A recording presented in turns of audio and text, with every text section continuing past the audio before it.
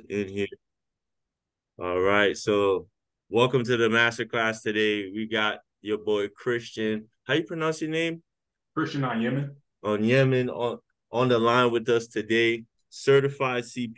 He's been able to help a lot of the guys within the standard in terms of taxes, especially myself as well. So if you're watching this recording, please lock into it as much as you can, as he's gonna have a powerful presentation. Christian, you could go ahead and take the floor. Good deal. I appreciate you, Dre. Let me close out some of these screens, but I'm about to share my screen. I have a little presentation for y'all guys, and just I guess putting my 2 cents in. I hate presentations. I'm not a fan of them. I kind of want to make this a conversation like how we just did with me and Dre, because that's how other people learn. But to start off, do y'all guys see my screen? Yeah. You see? Yes, Okay. sir. Yeah, So that's basically, on. Yeah. So this is the startup business roadmap. I'm not sure of the level of business owners we have in here. I'm not sure if you're in the startup phase or you're 3-4 years in business and you're not really in the startup phase. So if y'all can let me know, how many people we have in this chat? Right, about like 6. Can everyone unmute and kind of let me know what stage y'all guys are in so I can design that conversation for it? Yeah, so I'm in stage 0. I don't have a business yet, so. Got you. Okay, I'm writing it down. Same with Mose. Got you. No business, just want to come in here and start learning. Got you. Okay. Yeah, we got under a year. Under a year, 1 year. Yeah, just under a year as well. Okay, cool. So basically in the startup phase, so the IRS kind of, not even the IRS, business in general consider you around 3 years. Well, 3 to 5 years, you're still in that startup phase. Therefore, you're really in your business. You're the marketer, you're the salesperson, you're the operations. You're wearing all the hats in business. So that's when you know you're kind of in that startup phase. But hopefully this call today can kind of not only show us how to save money in taxes, how to get access to capital, but actually how to build a business and how we should be thinking in a way. That's what I really hope to get from this startup business roadmap. And please interrupt me if you have any questions or stories or anything you want to ask. I'm a certified CPA in the state of Texas.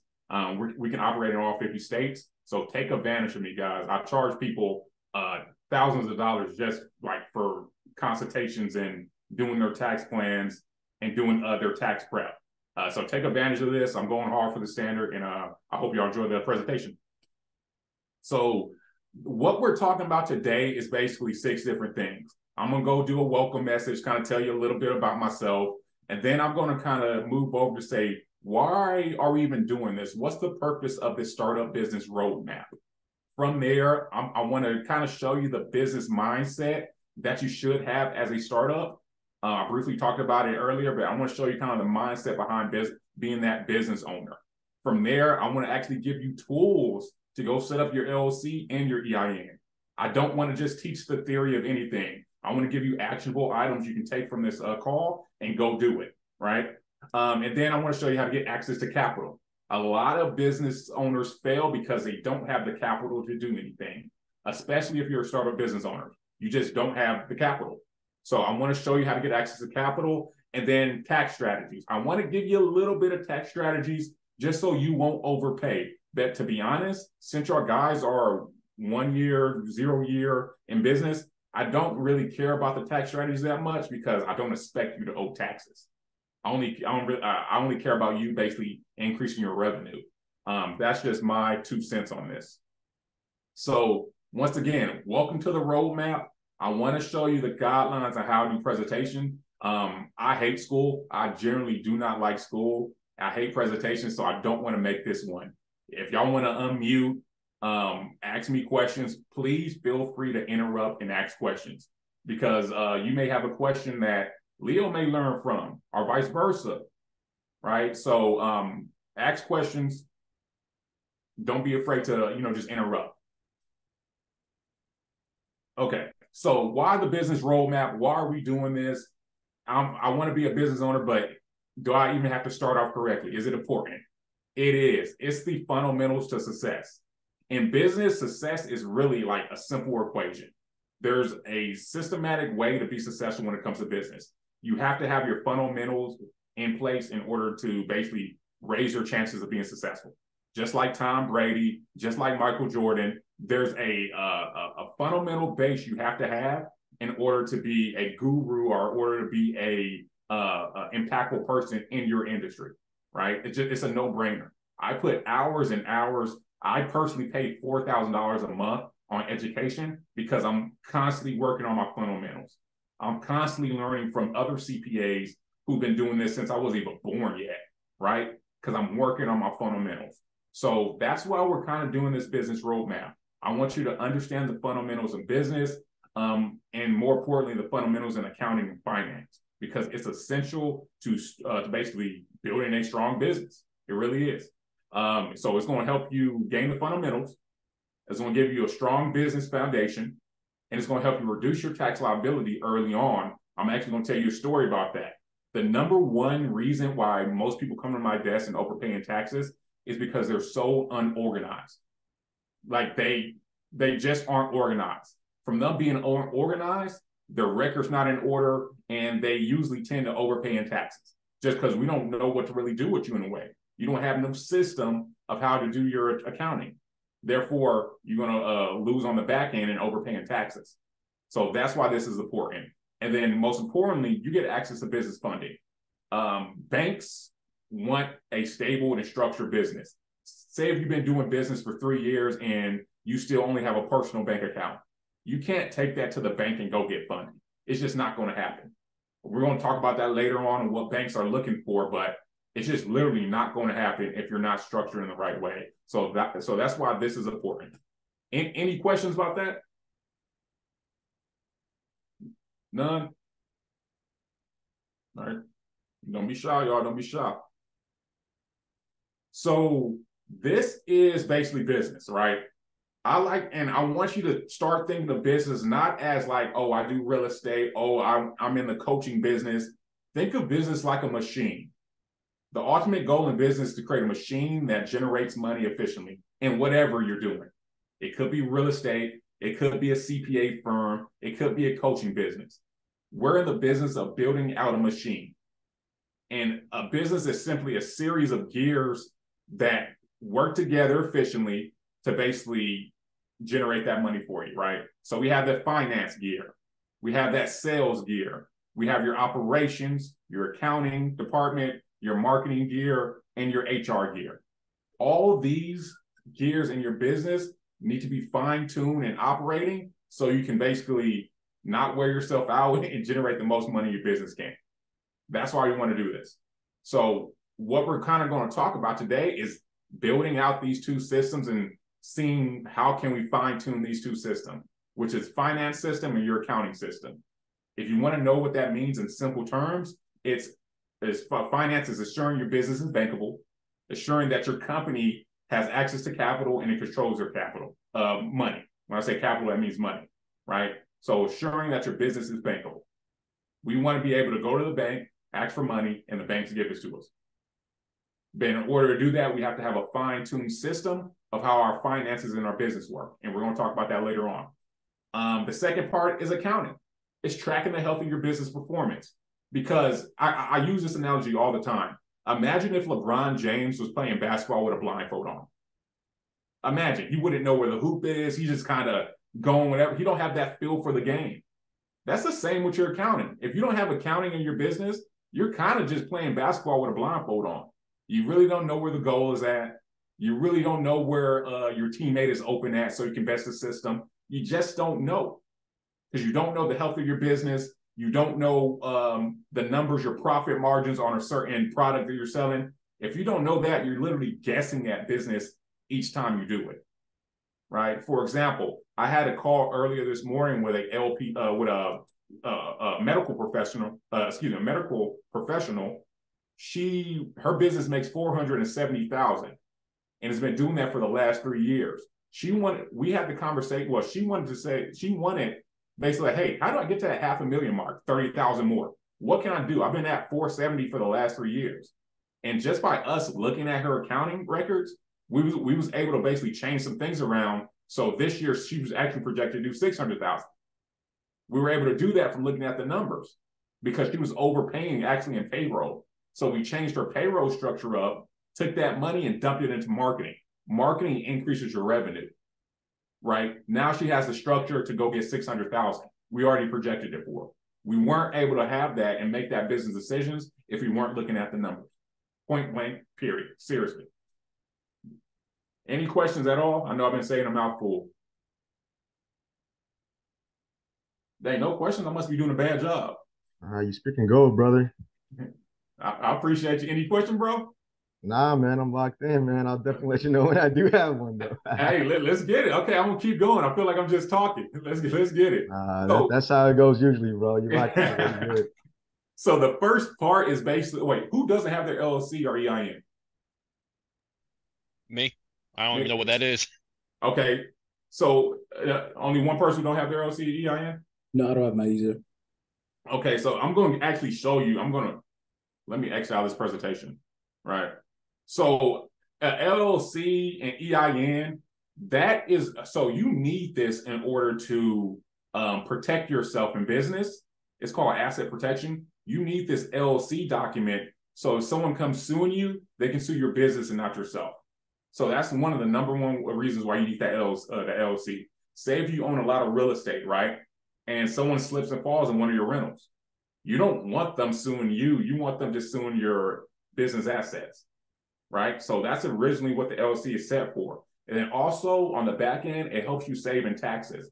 It now allows you to basically write off business write-offs in a more efficient manner, depending on what structure you're going under. But that's a different topic. Just know that it helps with business taxes too as well. And in order to get funding, that business funding, you need an LLC. You can't be doing business from your personal account. You got to keep it separate. This is just a structured way to how to do business.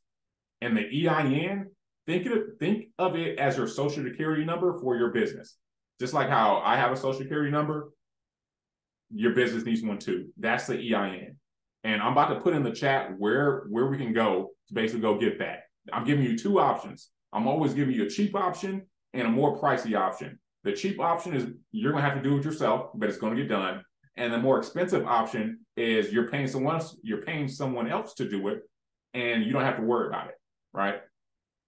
So the first option is LLC University. I'm a fan of this one. Sometimes when I'm filing in different states I'm not aware of, I use this in real time. And I do this for my clients. They go to LLC University, type in and let me put this in the chat.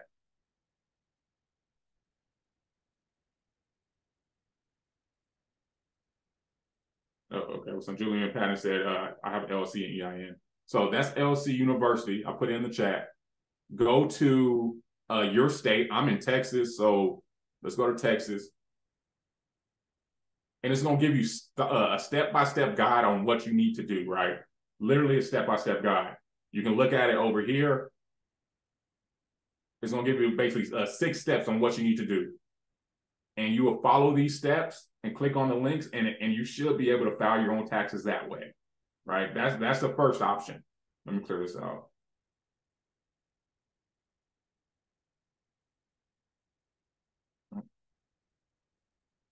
Any questions about LLC University? Is anybody going to use it?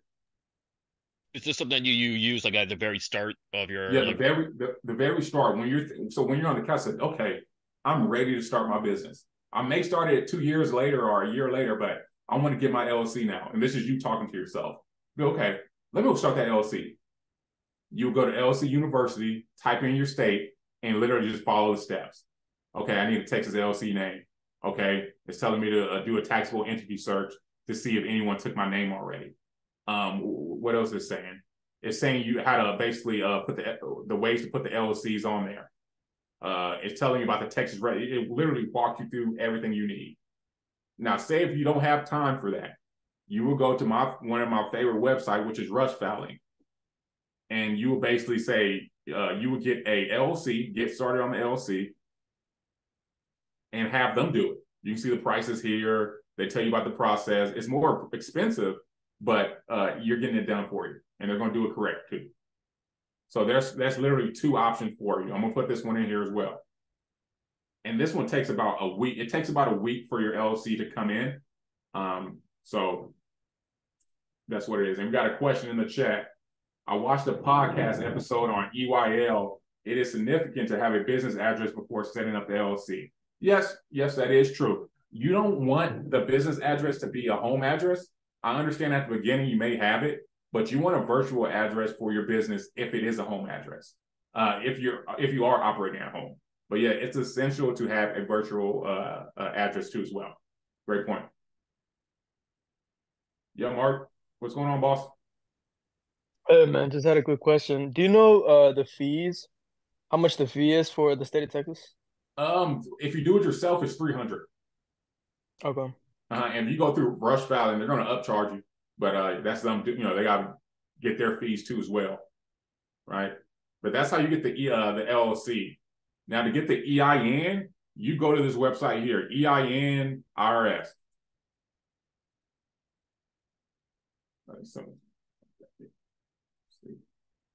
And you go apply for your EIN.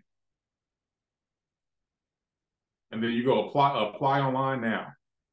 And we don't have to walk through it now because I know we're on a time limit.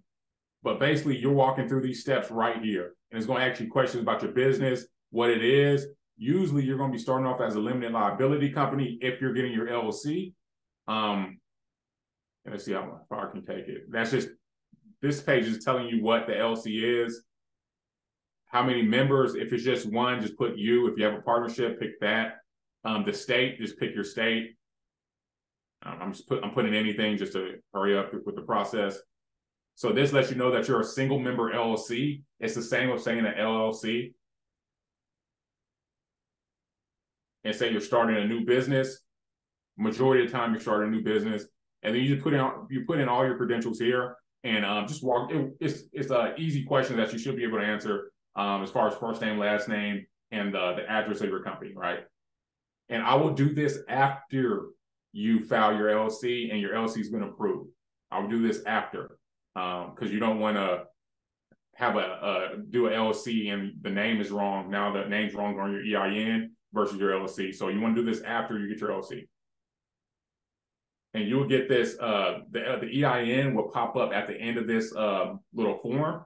And that's when you save it down, print it as a PDF, and just store it to your files. Any questions about that? It's just like a renewable thing where you have to kind of renew it each and every year, or you set it once and you have it forever? You set it once, you have it forever. It's like your social security number. So bam. So let's fast forward. We got our LLC, we got our EIN. I think we got a question in the chat. One second.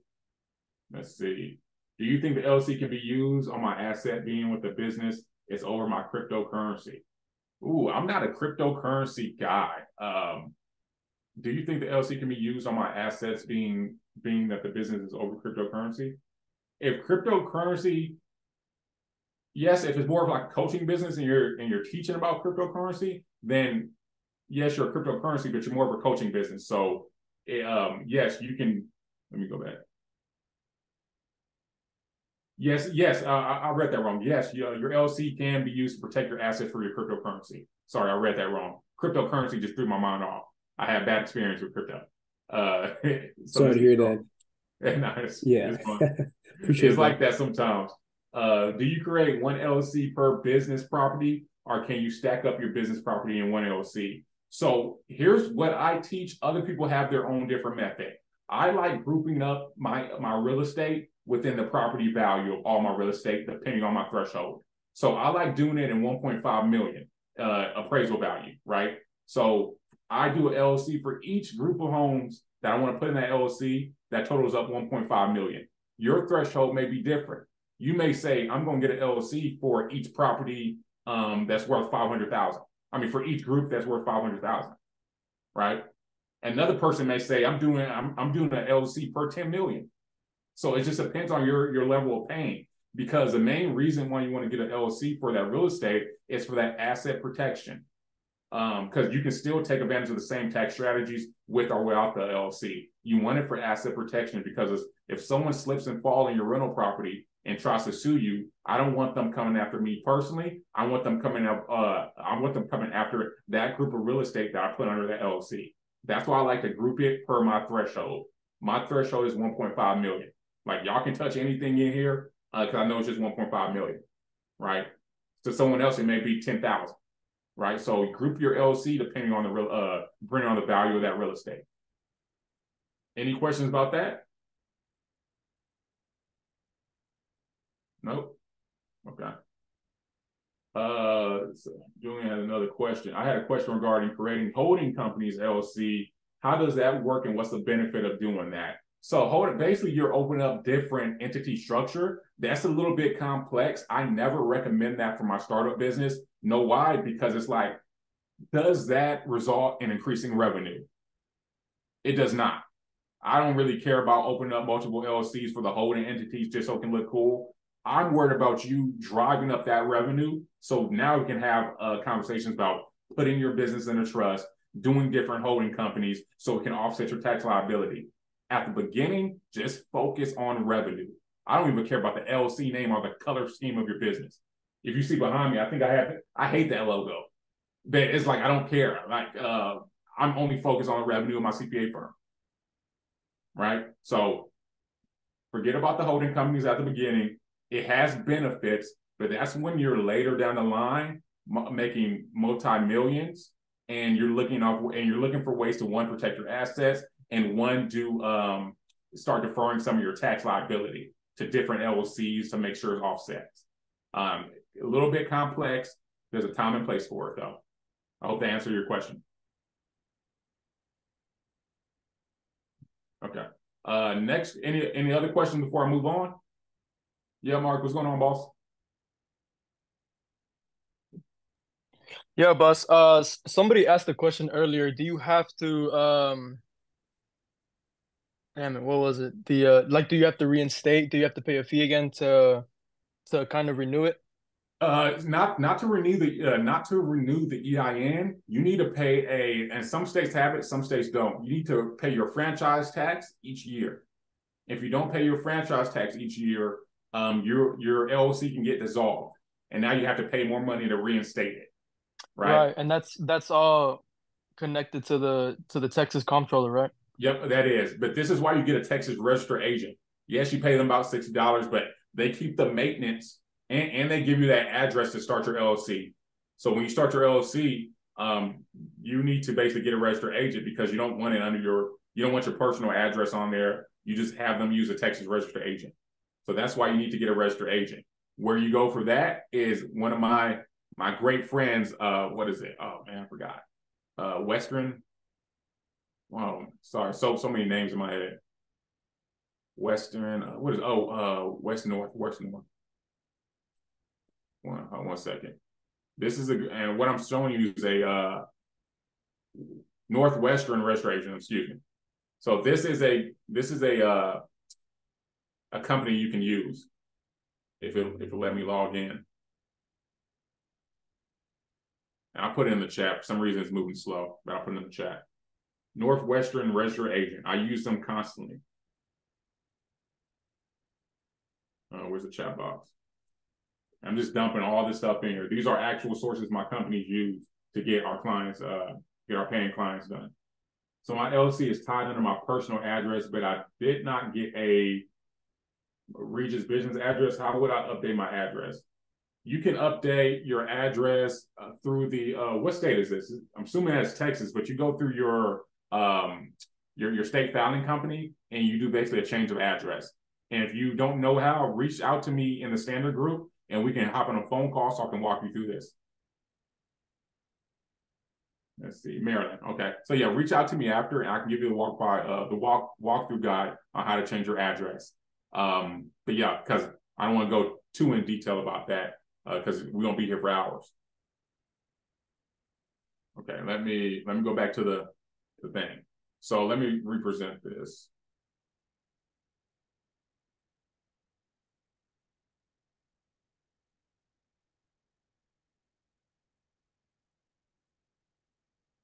Let's see. Okay, so bam, we got our LLC, we got our EIN. What do we do next? We go open up those bank accounts. We're now ready to operate our business.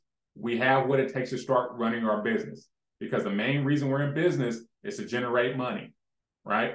So we just got our EIN, we just got our LLC. Now I need you to go to the bank, Take those documents that you got, take them to the bank, say, hey, I need 3 accounts. Give me 3 accounts. I need an income account, which is a checking account. All your money will be flown to this account. I need a tax account, which is a business savings account. I want you to get in the habit of each month, take 33% of that income, of your business income that you have for that month, and dump it into the savings account. This is where a lot of my business people mess up. They think all that money they got is all theirs. No, sir, it's not. I'm about to pull out a calculator real quick. Let me drag this over. So each month, say if your business did 10,000, get in the habit of having that tax account, and each month say, okay, I made 10,000. That means 3,300 needs to go in that tax account. You see how that money slowly becomes not yours, right? Now you're only working with what?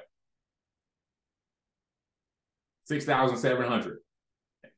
And then now you got your expenses, you got other things, but that's a different ball game. But you got to pay your taxes, get a tax account. And then I want you to get an operating expense credit card if you can from the get-go. The reason why you want to do that, you want to start building your business credit. You want a business trade line, right? Because we want the ability to finally not use our personal credit to go get capital. We want to use our credit from the business. That's why we want to build business credit. So operating expense card, we need a credit card. On that credit card, all of our expenses, if we can, will be used for that credit card, and then we're going to pay it off in full each month. We're going to do that. We're going to keep doing that for the life of the business. Now it's going to be reporting that, hey, this business pays its bills on time. Let's boost up their business credit score. Once you continue to start boosting up your business credit score, now you're able to go walk in the bank and say, hey, I need a line of capital from Capital One, our Bank of America, of 40,000. Can you give it to me? They're going to look at your DUNS. They're going to look at your Experian, your business Experian. We're like, yeah, you pay your bills on time. That's why we want to get a business credit card. We never want to pay with a checking. We want to get a business credit card if we can and just pay it off in full. Any questions about that? That is actually huge. I got companies that's making millions who don't have this structure. Any questions at all? Kenny, what's going on, boss? If you don't mind me asking, Oh, Leo, yeah, go ahead. just a quick question. So what banks would you recommend for starting like a first business? In question to that. Got you. So for the income account, go big bank. Do a Bank of America, Capital One of the larger banks. For that tax account, this small savings, get go to your local credit union or your local small bank that's in your area and go and get a bank account with them. We want to treat it similar to dating girls or the dating scene. We want to see who do we really like, who we want to marry, right? So that's why I want you dating different girls at the beginning and building a relationship with those girls. Sorry to use a girl analogy, but that's just how I get it, right? So you want to date these banks is what I'm trying to say. And then you want to continue to build that relationship up. For the saving account, could that also be used? Could you also use like an online saving account like Ally? Yeah, you can, but I like my physical banks where I get to walk in to because they're more prone to giving me my line of credit. That's the only reason why I want to build this relationship with the banks. Because you may have a business that's doing $500,000 and you may have a couple projects that you want to invest in to boost that $500,000 up to $2 million, and you don't have the capital to do so. So that's why I want to leverage those relationships with the banks to go get money. So I like an actual physical bank I can touch. And yeah, and so what type of systems do you use to make sure that your personal accounts don't mingle with your business accounts, especially getting to lawsuits and other things like that? So yeah, once we have that LLC and the EIN, we ain't messing with personal. And you should not be mixing personal with business at all. It's like Thanksgiving. I don't want my yams touching my macaroni. So just like that, and Thanksgiving is the same concept with business. I don't want my personal touching my business. I don't want to be paying for personal expenses with my business credit card, or vice versa. So you keep those two separate. They should not touch.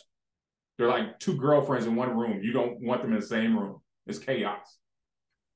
Yeah, so question to that. So if you've been functioning for a year, without a business bank account, what are some strategies to help like reverse all of that?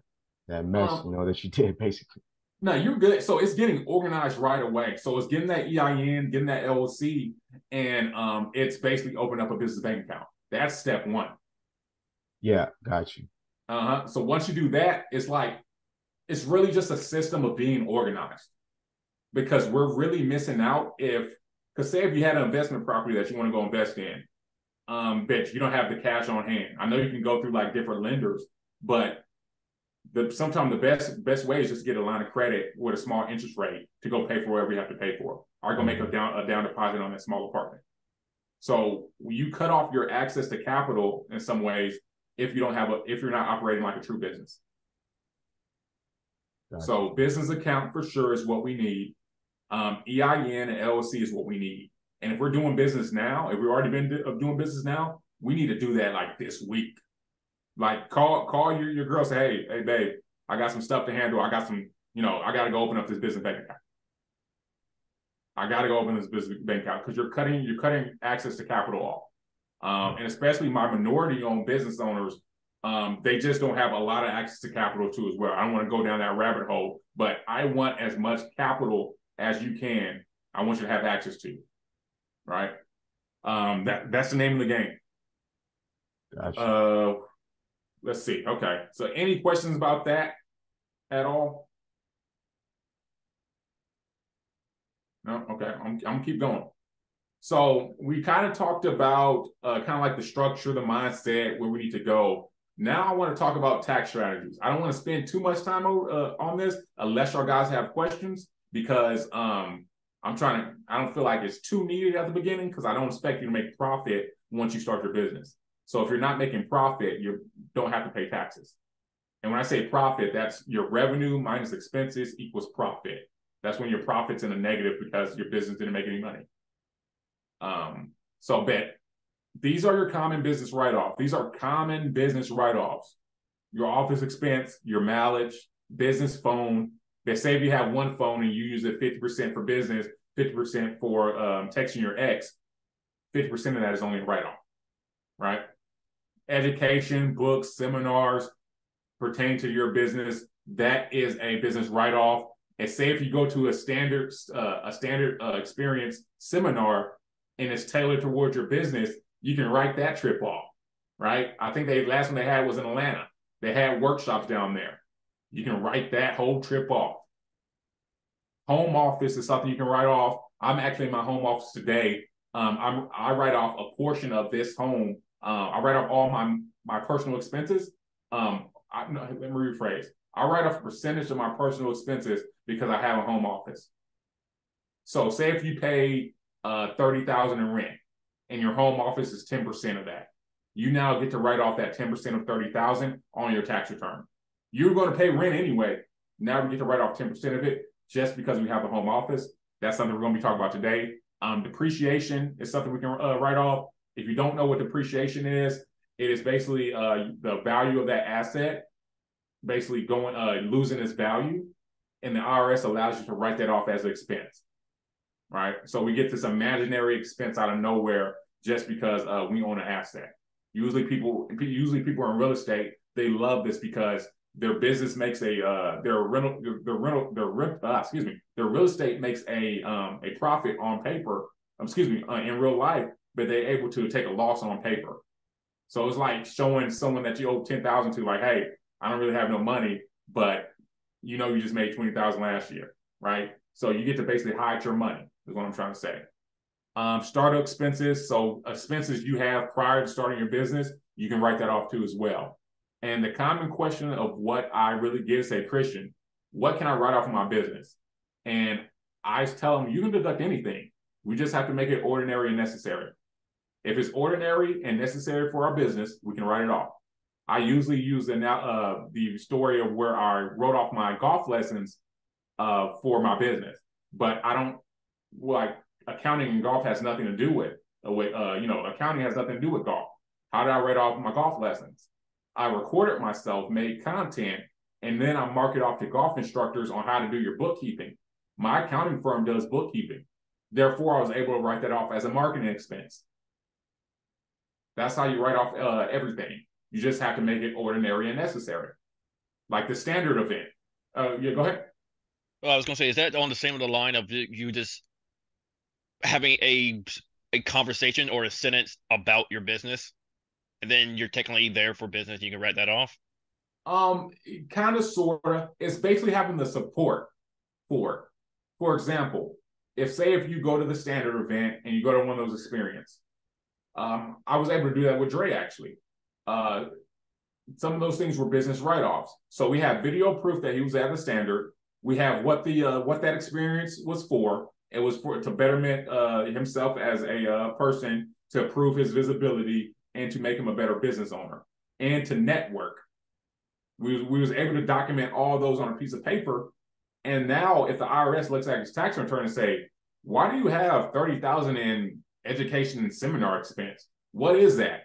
I'm gonna pull out that fancy list and say, hey, we went here, here, and here because it was effective for this, this, and this in our business. And they're gonna be like, okay, and try to ask the next question. So that's how you really beat an audit. You gotta have support and document proof. And we were able to do that. So as long as we're making it ordinary and necessary, we can write that bad boy off. So, yeah, cool question, man. Yeah, yes, sir. Would you happen to have potentially be able to share a document or a source, like how we could kind of help document some of that stuff that we're doing, right? I don't know if that's something that a CPA just does for you as you walk through it, or that's something that we could, in a sense, help the CPA out with.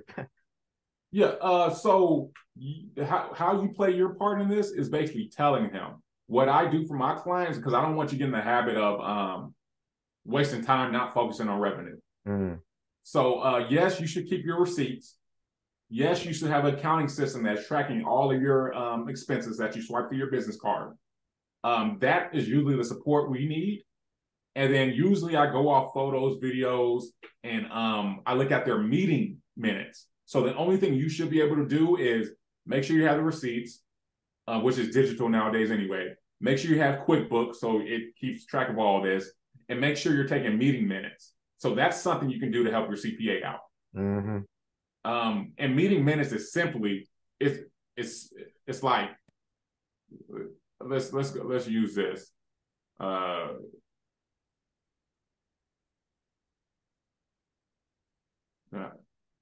Want to move slow. You know how you schedule stuff on your Google Calendar? Yeah, just block out the event for yeah, block out the event, and then there's a meeting. It's moving so slow. I don't know why. And type in that little Google meeting minute note. I'm doing this, and this, and this when I go. I think you went to California recently, didn't you? Man, yeah, man. I've been to a lot of conferences. Yeah, you've been somewhere recently. I got to go look at your IG again. But before I even hop on that plane, list out everything you're going to do. Oh man, if content helps, then I'll continue to push out content if it helps. Yeah, do it. Hey, please, do that. Yeah, you're good, especially if you got video proof. We just need to find a way to document it. Sounds good. Great question, though. Great question. So that's really a business write-off. That's literally what we're doing. And then here's questions to ask your tax preparer. And it's different. Your tax preparer is someone who's filing your taxes. People call them their tax lady, their tax guy. They may not even be a CPA. But if that's and they're usually cheaper, if we're being honest. If that's the case, you need to grill them. Make sure they're on their P's and Q's. You need to ask them before they submit your tax return. Hey, I have a home, and this is if you do have a home office. Say, I have a home office. Did you factor in my home office deduction? Hey, and then this is if you have a business and you have asset. Hey, I have a vehicle listed on there. Did you take some of that section 179? And section 179 is a way to speed up depreciation. So, depreciation is that magical expense that the IRS gives us for owning assets. You get to speed up that process and depreciate it faster, and therefore write off more expenses faster. They're allowing you to pay less in tax liability. So say, hey, did you write off my section 179? Okay, I owe $5,000 this year. Do you have any tax planning recommendations for me? Tax planning is basically coming up with strategies to reduce your current year's tax return. It's no different from the LA Lakers or the Houston Rockets coming up with a game plan on how to win the finals or how to make it to the finals. It's a tax plan to help reduce your current year's tax liability. And then they're gonna try to just send you their paper, say, hey, can you hop on a Zoom or can I meet you in person so you can review it with me? I want you to walk me through this tax return. They're not gonna want to do that because it takes too long. Right? That's why you have to hire someone who does this. Make sure they hop on a Zoom with you to review your tax return. And then after that, don't let them treat you like a number. Don't let them treat you like a number. You paid your hard-earned money. Make sure they give you your due diligence. Make sure they're walking you through your tax return and letting you know why you have a refund or why you're owing. If they don't have the knowledge to do that, that's signs you probably need a new tax preparer. Right? Any questions about that?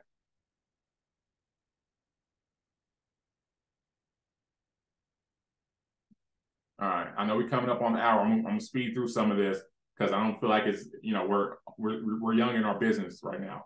But these are the tax strategies that I promise y'all guys that will save you money.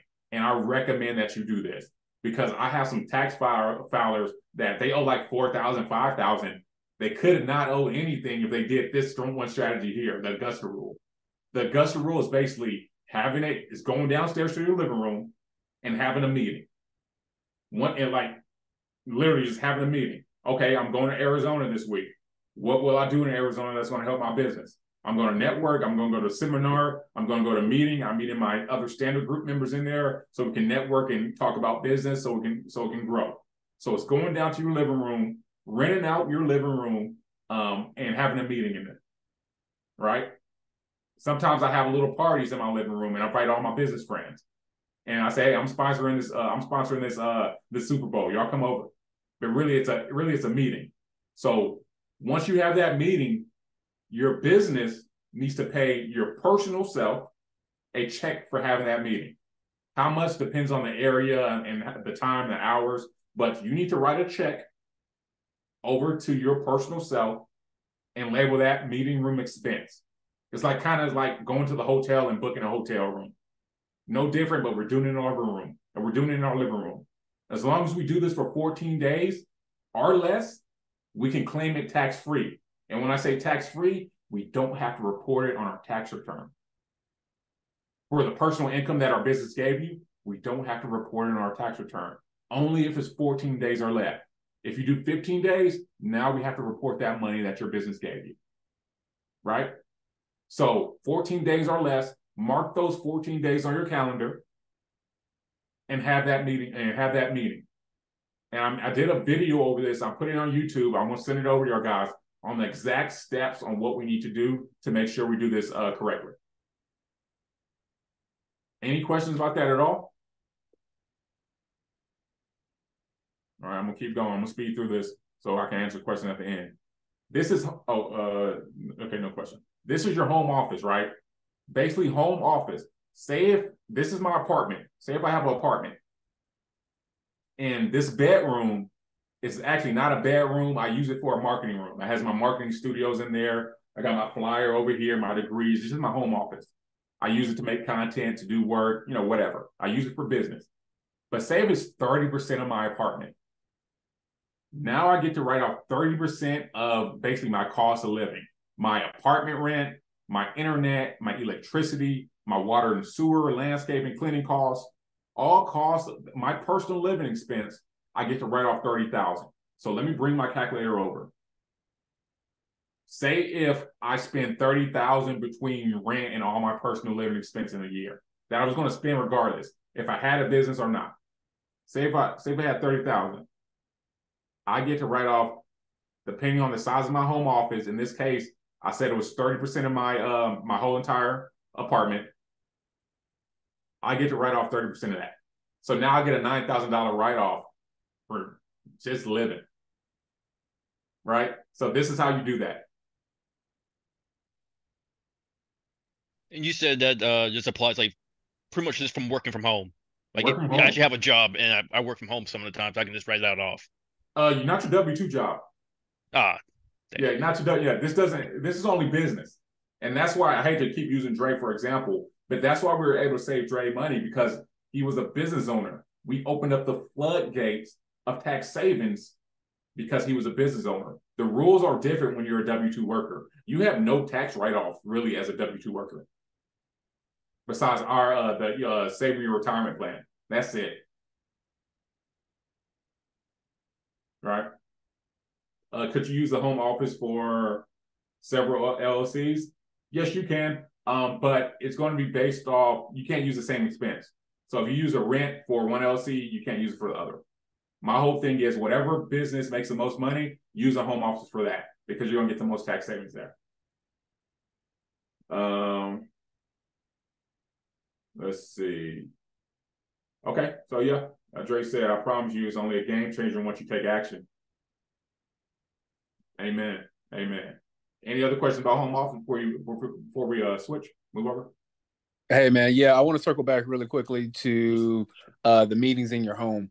What is the recommended amount to pay back to you on your personal side for having meetings? We use you as an example. Let's go. Okay, so this is what you would do, and you will see this in the notes that I sent you. The recommended amount to pay yourself, you will go run what we call comparables or comp. I will go to peerspace.com, and you don't have to give me your exact address. Just where do you stay at? Yeah, Nashville, Tennessee. Nashville, Tennessee. That's what Tennessee, right? All right, here we go. So type in your surrounding area. This is just Tennessee, USA. And then what are you planning? Do team meeting. When is any time. This is us running comparables, right? We're going to get the rate. I like this one right here for 135. That's fine. I'll take this one for 135. Remember, we have to be able to justify it. Like this downtown theater, I don't want to run that comp because it's for like 99 people, right? I don't want to do that one. I want to do something similar to my home office. So yeah, I like this one, 135, right? So let me pull up my calculator. So we're using this one right here. That means 135 an hour, and we're going to be there. I tell my clients we're going to meet for 7 hours. It doesn't have to be in your living room, but it needs to start there. We can you can have a business meeting around that Super Bowl day, and you're really just turning with your friends. But it has to start in your, it has to be, you have to rent out your living room like that's the main hosting event. Have your business meeting, have your hosting party. You can go do paintball after as a team building event, to gain the camaraderie of your business and other networking referrals that you may have at your party or your business meeting, excuse me. And then y'all meet back at your home to wrap things up and go about your day. That's going to be a 7-hour booking, right? 7-8 hour booking. And I'm able to justify that if we do it properly. So 135 times 7. 135 times 7 is $945 times 14 days. Remember, we're doing this 14 times out of a year. Now we just created a $13,230 business expense. Now you may get a refund. I'm a nerd. Well, I get so happy for that. Got it. Thank you. All right, no problem. Bro, you got me cheesing over here too, bro. Oh man, I'm a bona fide nerd. I gotta change. That's funny, man. Okay, let's keep going. Great question though. I know we're coming up on the hour. I'm trying to make it quick. I save the best for last. So yeah, that's the Augusta rule, simple rule. Home office right there, bam. And bam, how to get access to capital. So we talked about the mindset, business structure, EIN. We talked about different tax strategies we can use. Now it's like, okay, I have this, and this is me talking to myself. I have this business startup. I had this startup. I really don't have no capital to really do anything. But I know if I had the capital, I can go use this to really make some moves. But that's only if you have a game plan. If you don't do this at all. You can actually leave the chat now. I do not want to finance your business funeral, because if you do this the wrong way, now you just got debt that you got to pay back. Because any money that we take out, we have to make an investment on that. So there's 2 ways to really get business financing. there's a slow way and the fast way now. The fast way is going through, and I'm showing you this one first because it's the fast way. It's going through a lender called Toro. They're the master of business startup funding, right? This is Toro. They specialize in startup capital. If you need startup capital, go through them. And the only way to get startup capital is basically if your personal credit score is 680 plus. So you have a 680, 690, 700, they're likely to give you capital. And the only reason why we'll go to them is because our business has no data really. It's old. It's a new business. It's not producing revenue. We only have our personal credit to go off of. So I will go to a lender called Toro. And if you're interested in using them, I'm gonna put this link here. This is basically you going through me, and I get a commission for it. I'm be honest with you, I get a commission for that versus just going to them and they're not going to they're not going to look out for a standard member.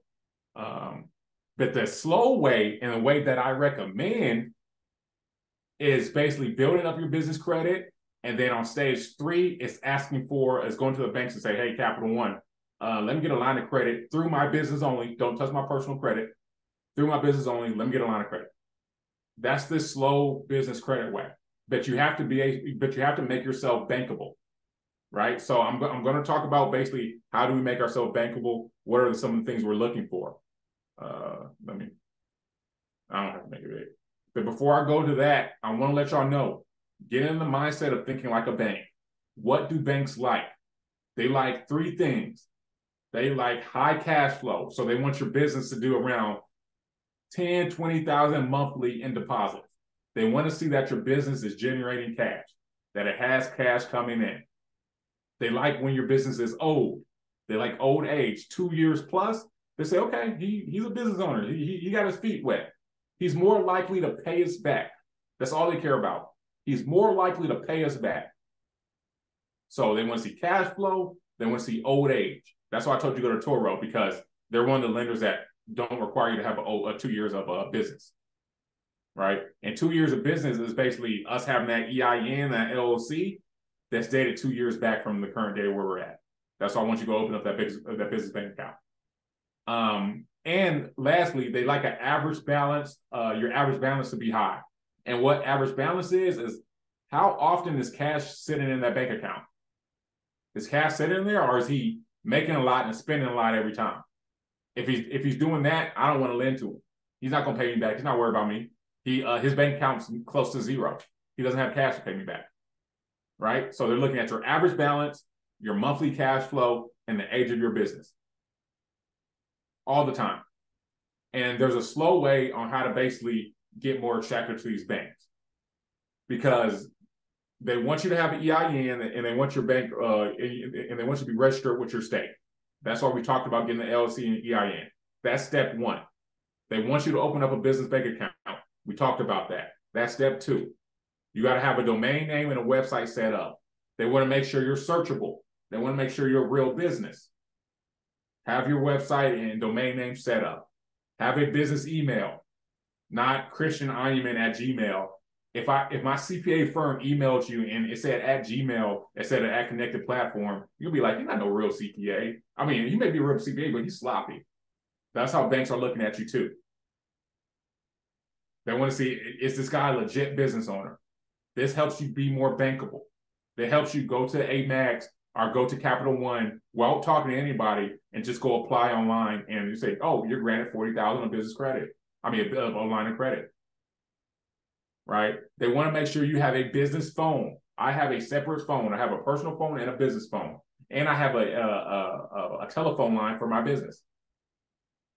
So when they see it, they say, okay, this is legit business. What else? And that you need to register your DUNS. Your DUNS is most important to help build your business credit. You need to be registered with DUNS. I'm going to put that in the chat. Hey, Christian, man, I've been having a lot of challenges obtaining working capital. I'm a startup less than 1 year. Mm-hmm. Kind of forced to go down the SBA route. So questions about Toro. Number 1, What's their footprint like? Does it matter where you live? Doesn't And matter it where you live. okay, is it secured or unsecured funding? I think they have an option for both. Um, Secured for sure though. Yeah, but they do have options for both. They have Okay. different loan options. So some type of business asset for collateral. Mm-hmm. Yep. It depends on their loan options. But they have secured and unsecured. Like you don't have to have collateral or anything for some of their options. But if for startup business, you won't have to have. They're not going off any collateral at all. They're strictly going off your personal credit score. So if you Okay. have a strong personal credit score, you need to talk to them for funding. Yeah, hey man, if it's cool with you for us to connect, offline. I checked them out maybe 4 months ago. It didn't look like a good fit, but I'll run it back. But if you and I can connect, I'm definitely having the most challenge obtaining working capital. Okay, and that's fine. We may have to go the slow option because I want to look at your business to see where you're at. We may have to take you through this 6-month process where we're making sure your business is structured in the right way to go get funding. Got it. Yeah. Yeah. So let's see. Dunn's number. So I'm putting the link how to get the Dunn's number from there. So yeah, everyone needs the Dunn's number because you want that you want your business credit to start building. So you need that Dunn's number. And then list your business online for free. You can do that. It's optional in my eyes. But if your business is on Yelp, that looks better, makes your profile prettier. So list your business online for free. That's really stage one, right? It's getting everything set up. And then I don't want to talk about stage two because we're not there yet. Maybe a part two, but stage two is kind of we're applying for for Office Depot lines of credit, Uline. There's different vendors out there that we want to apply for just so we can get trade lines under our business.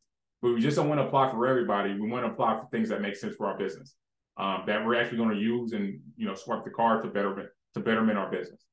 But yeah. So any questions about this at all? I know I kind of went through that fast because that's literally the end of the what I have. And I just want to make sure we're all good here. Hey, that Toro link, was that the right link? It kind of sent me to somewhere funny. Where did it send you? You sent me to like a Dropbox form. Yeah, that is going through me. So you can go through Toro. I can put their link in there, or you can go through me. It's basically I get commission for it. That's the only difference. They know that it's coming through me. But I can send you Toro too as well if you want to look at their website. Completely up to you. It don't matter. I'm a CPA firm first before anything. Cool. And I put the Toro link in there for you. PPP loan, Kenny, no PPP loan, man. we operate a business, not a scam site. No PPP. No, you don't need PPP loan. If you're a startup, it's not out there for you. ERC is not out there for you if you're a startup. ERC is basically something that if you were operating in COVID 2020 and you had W-2 employees, you get a reimbursement for that. I think we're all startups here, so that doesn't pertain to us. But yeah, no PPP, Kenny. Any questions at all? Anything at all? I know it's 8:00. I know everyone got get home, so I just want to make sure y'all are taken care of. Yeah, man. Bro, I had two quick questions real quick. Yeah, go ahead. So I know we were talking about in the beginning, but for the LLC, for the address, so I know you guys said don't put in your personal address, but what would you put in order for you to start a business? You can have And your restaurant. I don't want to sound like a smartass or anything like that, but like if you don't have like a warehouse or anything like that, like what would you do? You would use either a virtual address or you would use your registered agent's address. I recommend you using your registered agent because they're going to file your LLC for you. So I'm going to send you a registered agent that I use for my company, Northwestern Registered Agent. You can actually have them file your LLCs too as well. That they do registered agent work too as well. And registered agent is basically they're keeping the upkeep of your LLC. They make sure it's always in compliance and active. And they cost like $60 and I know a you year. also. I saw bad. I know you had also mentioned you had a YouTube channel? So do you also like post on there about like stuff that you do throughout the business and stuff, or how to start one? I do. Yeah, I started a YouTube channel. I'm not the prettiest guy, so it's slow building, but it's gaining traction. I'm gonna drop the link in I'm gonna drop the link in there for you. Appreciate that. Thank you. No problem, boss. Let me drop that link in there for you. Dang, I'm just dropping links in there.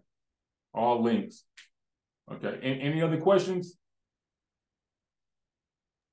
Yeah, man. If you could touch on uh maybe some of like the tiers that you offer, or even like additional business funding services, right? Mm-hmm. That along with your CPA services. Got you. So for the business credit services, we have a business credit builder is what we do, and we quarterback the whole situation.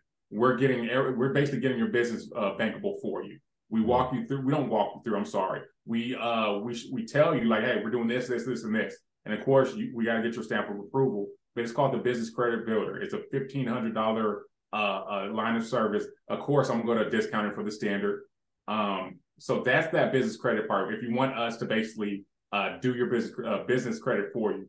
We meet for 5 weeks. It can either be bi-weekly or every week, and we're kind of giving you updates of what we're doing. It's going to take 6 months, but we meet for 5 weeks via Zoom or phone call to kind of keep you updated.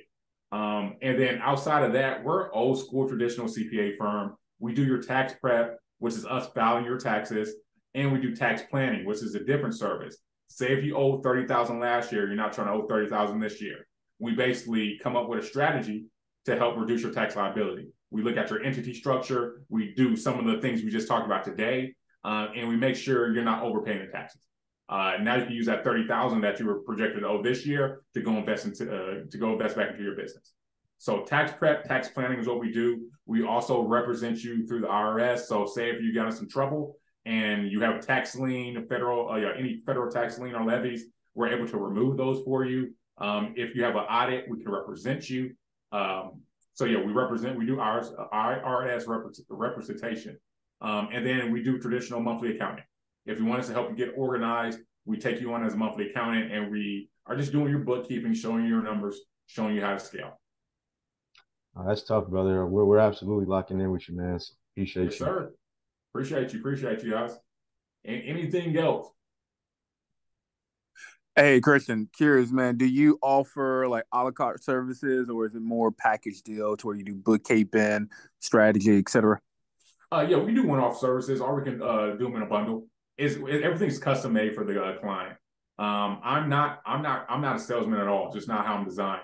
It's literally I'm going to offer you my best recommendations of what I feel like can help you best. And that's just by listening to you and kind of noticing your pain points. You may say, I'm unorganized. That tells me, oh, you need some monthly accounting. Let us get you organized. Oh, I'm sick of paying taxes. Oh, you need tax planning. So I kind of just listen to what you need and offer my recommendations through that. Got it. Yes, sir. Anybody else? Hey, you did an awesome job doing this masterclass, man. I got to give you a hand. This is a great way to introduce the business to the LLC. So I'm new to this. So I'm thankful because I'm considering esports in the future for a business. But I just want to say thank you for the opportunity to hear you speak on this. And it's definitely been a blessing to hear this opportunity to know this stuff. Hey, I appreciate you, man. Thank you so much. Man, got my eyes watery, man. I try my hardest. Hey, man, your folks should be proud of you, man. I appreciate you. I appreciate you, dog. Anybody else? I know it's 8 o'clock. I know Emmanuel's ready to get back to his wife, his girlfriend. Any other questions? We good? Well, not really a question, bro. Not really a question, but if you ever do that part 2, just let us know. Because I know this class was interesting. I know we're all kind of like in a short time, but I really appreciate you taking the time of doing this because I know it's not easy. Yeah, I appreciate you, and I'll figure out how to package that up because we talked about a lot today, guys. So I couldn't go into details about every single one. But part 2 comes, definitely coming soon. I just got to see what everyone needs, and I'm on it. Yeah, but hey, looks like we good. If y'all have any questions, Howard. Hey, I was just gonna say thank you, bro. Appreciate your time, man. Super helpful. Yes, sir. But yeah, I guess that's it, man. I know y'all sick of looking at my face, but y'all have a blessed one. Good night. Thank y'all. Good night, man.